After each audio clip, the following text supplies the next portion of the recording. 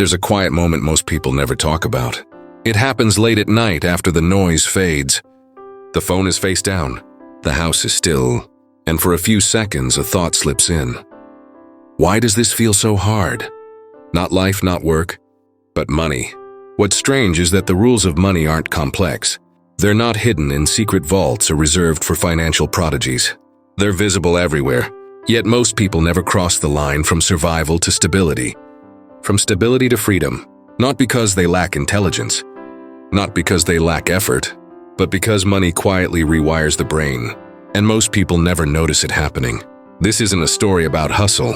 It's not a lecture about discipline. It's a look at the invisible forces shaping financial behavior long before a dollar is earned or lost. Because wealth is rarely blocked by circumstance. It's blocked by psychology. In the everyday moment that reveals everything. Imagine a regular weekday evening. You've worked all day. Your brain is tired.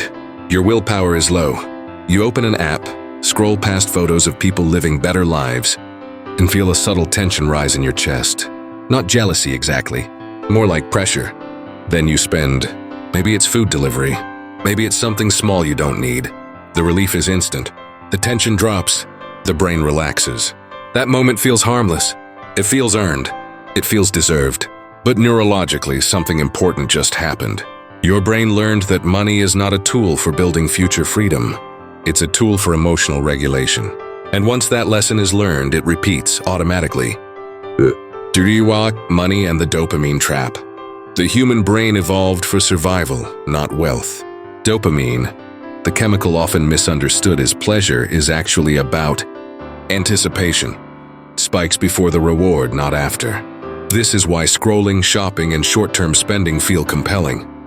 The brain loves the promise, not the outcome. Modern life exploits this perfectly. Every ad, every notification, every upgrade is designed to trigger anticipation, and money becomes the bridge between discomfort and relief.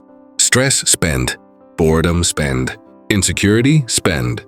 The brain begins associating money with now, not later.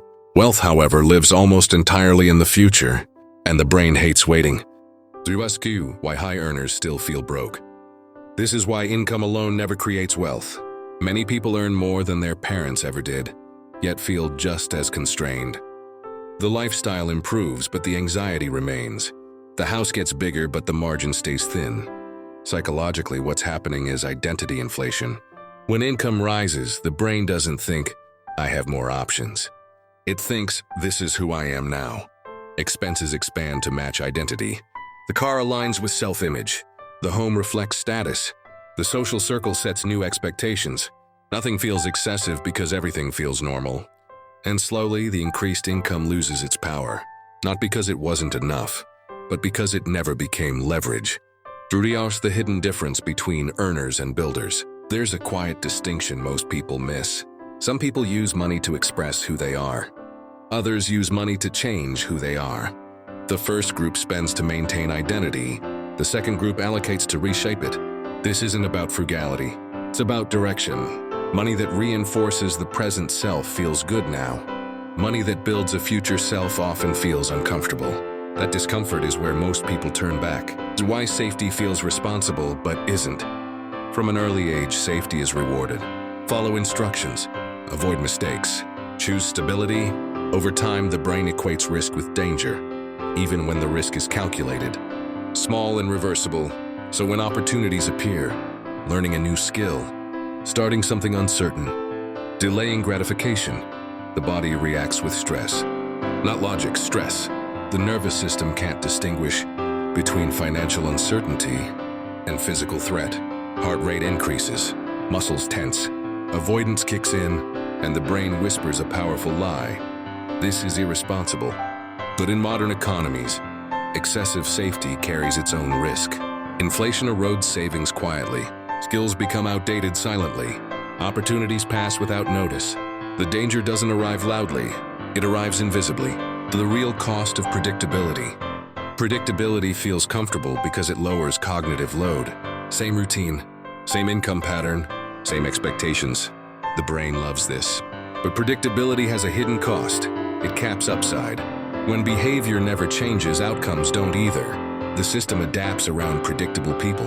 Prices adjust, roles solidify, margins tighten. Meanwhile, those who tolerate irregularity, uneven income, delayed reward, uncertain feedback build optionality. Optionality is not wealth itself. It's the ability to move when conditions change. And optionality only comes from doing things that feel unstable at first. Through the quiet psychology of ownership.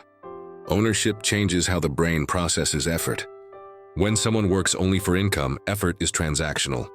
Time goes out, money comes in, the loop closes. But ownership creates an open loop. Effort today may not pay off immediately. Sometimes it doesn't pay off at all. Other times it compounds. This uncertainty is uncomfortable for the brain, but powerful for wealth. Ownership shifts thinking from hours to outcomes, from task to systems, from activity to leverage. And once the brain adapts to this way of thinking, returning to purely linear work feels limiting. You'll hear why most people confuse movement with progress. Busyness is emotionally satisfying. It creates the feeling of productivity without the risk of change. The brain loves visible effort because it signals safety. I'm doing something. But effort without leverage often leads to exhaustion, not advancement. Progress in wealth is often quiet, boring, and delayed. It looks like learning when no one is watching, building when no one is applauding, waiting when spending would feel better. This doesn't trigger dopamine. It triggers discipline, and discipline doesn't feel rewarding in the moment. The social comparison effect. No one escapes. Humans measure success relatively, not absolutely.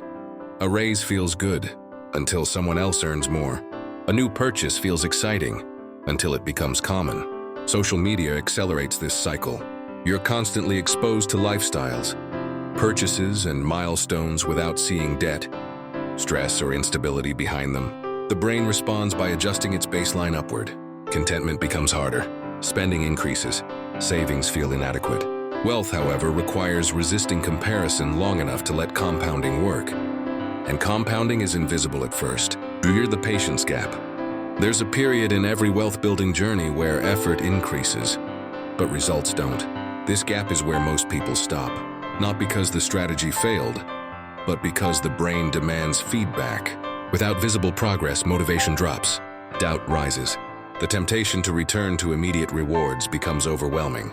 Those who build wealth don't avoid this phase. They survive it. They understand that the absence of reward is not failure, it's incubation. They view money as a tool versus money as a signal.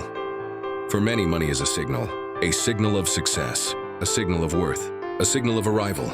So it's spent where it can be seen. For others, money is a tool to buy time, a tool to reduce dependency, a tool to expand choices. Tools don't need applause, they need effectiveness. This distinction alone separates financial trajectories over decades, and why control feels better than comfort. Eventually, comfort soothes the nervous system, control calms the mind. Early on, comfort feels better. It's immediate and familiar. Control requires effort, uncertainty, and restraint. But over time, lack of control creates anxiety, dependence on a single income, fear of unexpected expenses, limited ability to say no. Those who prioritize control early trade short-term comfort for long-term peace. Those who don't often trade long-term stress for short-term relief.